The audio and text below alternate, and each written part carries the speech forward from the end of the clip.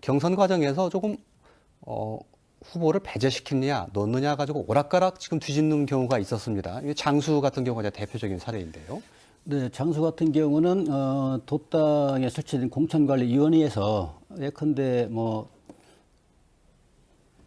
예. 번복을 2번 하고 예. 그 결과에 대해서 재심 요구를 하니까 중앙당에서 다시 또 번복하는 그렇습니다. 그러니까 3번의 결과가 서로 다른 경우가 지금 나와 있는데 이런 경우를 과연 어떻게 해석을 해야 될지 이거는 글쎄요 그 민주당의 어떤 지지율 고공행진 거에 대한 자만이 아닌가 자만이 아니라고 한다면 이런 그 절차를 밟을 수가 없는 거죠. 예. 그리고 중앙당도 역시 마찬가지인데 도당 공관위한테 넘겨져가지고 결정을 하고 추이만 하는 그런 어떤 역할을 해야 하는데 중앙당이 결과를 뒤집는 그 월권까지 하고 있단 말이죠.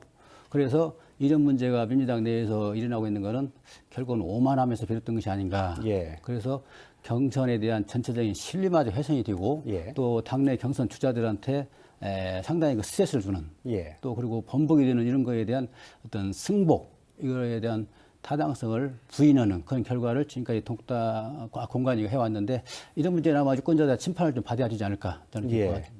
예. 오락가락 결정, 오락가락하는 그런 태도 또 사례로 들 만한 게 있습니까? 실제적으로 지금 더불어민주당 전북도당의 어떤 공천 과정을 보면은요, 엄연히 공천 룰이 있거든요. 그리고 이분들의 어떤 예비부 등록까지 후보 적격 심사를 했습니다.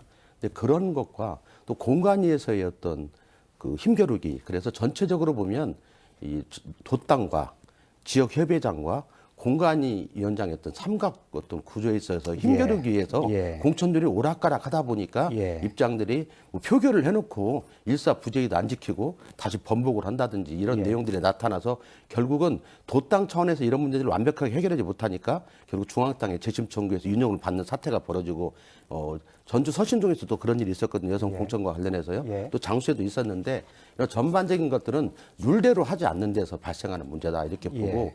그런 룰을 지켜나가는 어떤 과정이 없다 보니까 실은 남원이나 순창 이런 문제들의 어떤 재심 청구가 되고 한쪽 뭐 인용도 되고 이런 내용들이 나타나는 것 같습니다. 알겠습니다. 규칙을 지키지 않는 문제요. 그리고 그 장막 뒤에는 또 공천관리위원장, 또 각종 국회의원, 지역구 국회의원들의 그런 힘의 역학작용이 하다 보니까 그렇게 룰이 자꾸 바뀌고 이런 것이 영향을 미치고 있다는 해설을 좀 해주셨습니다. 자,